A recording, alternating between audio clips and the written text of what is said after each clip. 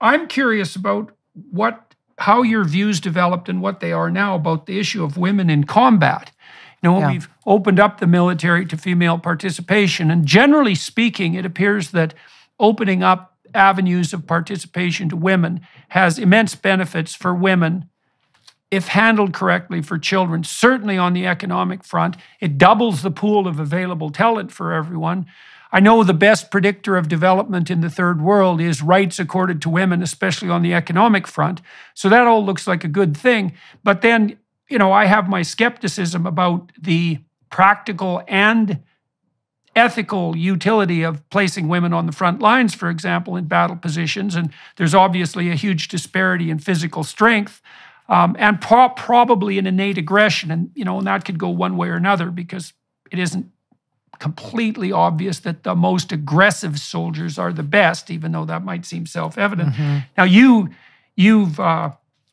been there. So what did you conclude about the integration of women into the armed forces? What's good about that, and what's not good about it, assuming there is anything not good about it? My position on this, and this is based on my experience, is that we should have the best people for the job, whatever that job may be, the people who are best equipped, who are best trained, who have the capabilities, both, you know, mental, emotional, and physical. And that women on their face, simply for their gender, should not be disqualified from various jobs simply because of that. I have served alongside, obviously, many men and women, people who have been very good at their jobs because of their skills and their capabilities, and others who don't have those skills and capabilities. And so whether those jobs are serving as an infantry soldier or an artillery soldier, whether you're serving in a combat unit or a support unit, what I want, both as a soldier, who I want to be serving alongside, but also I think when you look at this from a policy perspective, what we should want as a country is we need the best people who are best equipped to do the job. Not all women are best equipped to serve in a combat unit. Not all men are best equipped to serve in a combat unit. So there should not be an arbitrary standard simply based on gender, but rather set the standard. And if you meet the standard, whether you're a man or a woman, then you want the job, go get it. I don't believe so it's pure merit-based evaluation. Correct. As far as you're concerned. Correct. I guess that brings up two problems, I suppose. One is that there are physical standards set for jobs like firefighter and policeman and obviously military practitioner, soldier. And those standards, especially in elite units, are extremely high. I mean, they're high enough so most men can't manage them at all. And because of the difference, especially in upper body strength, women have a lot of stamina, but difference in upper body strength really differentiates men from women. If the physical standards are set high enough to exclude, say, 95% of men, they're going to exclude virtually all women. And then the question comes up, well, should you keep the standards? And obviously some level of physical prowess is necessary, but if the standard is 100% exclusionary on the sex front, then it raises the question of whether the standard itself is sexist, let's say, in a counterproductive manner. And so, thoughts about that? I think the question is what is the basis for the standard? And I know that there are some standards that have been set traditionally, and in the military, well, this is an elite unit, so the standards must be exclusionary, so we only get the most elite people. But are those standards simply based on a concept of elitism, I guess, in this context, or are they set based on the conditions that soldiers serving in that particular unit will be likely to face? Are they based on the reality of the requirements of the job?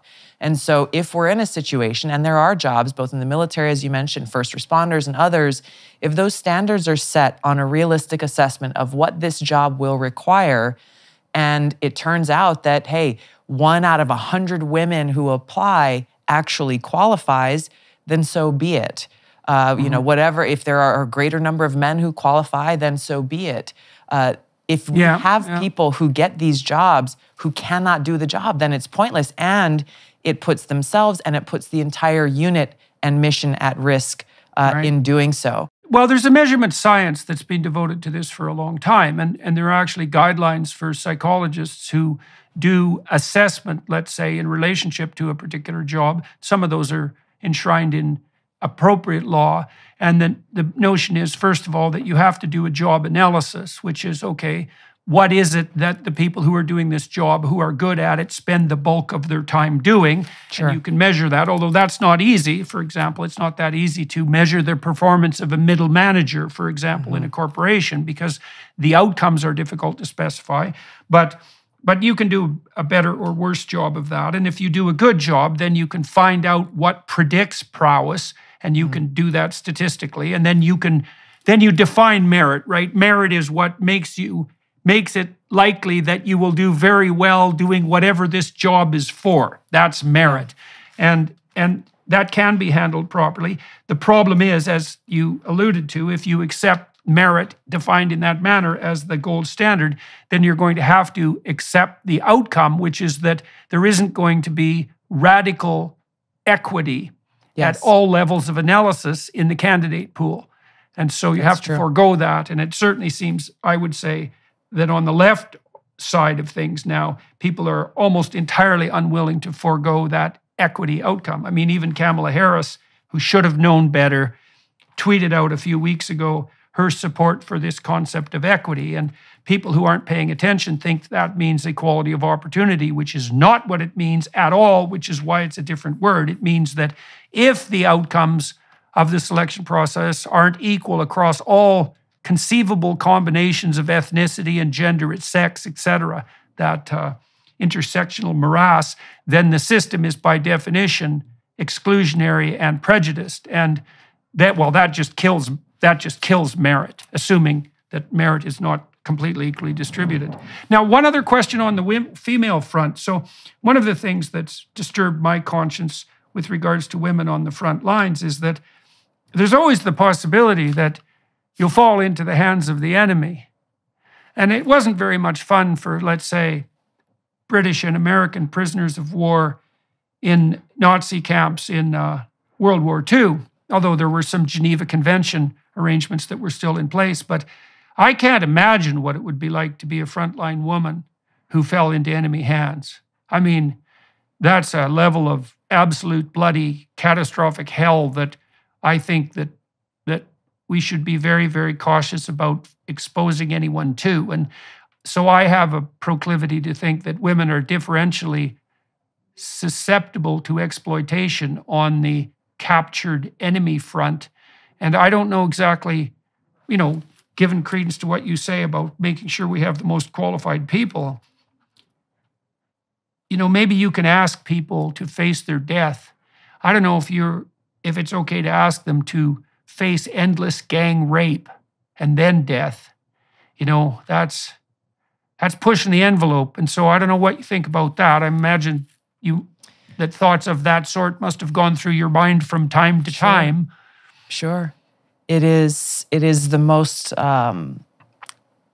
war is tragic and ugly, to say the least. And you're facing some of the most horrific conditions, which is one of the reasons why I don't support the draft, is because as a soldier, I don't want to be serving alongside anybody who hasn't made that choice to be there, who hasn't made that choice to be willing to make those sacrifices, not only to give up one's life in service to our country, but to face the plethora of what could be the absolute worst case scenarios.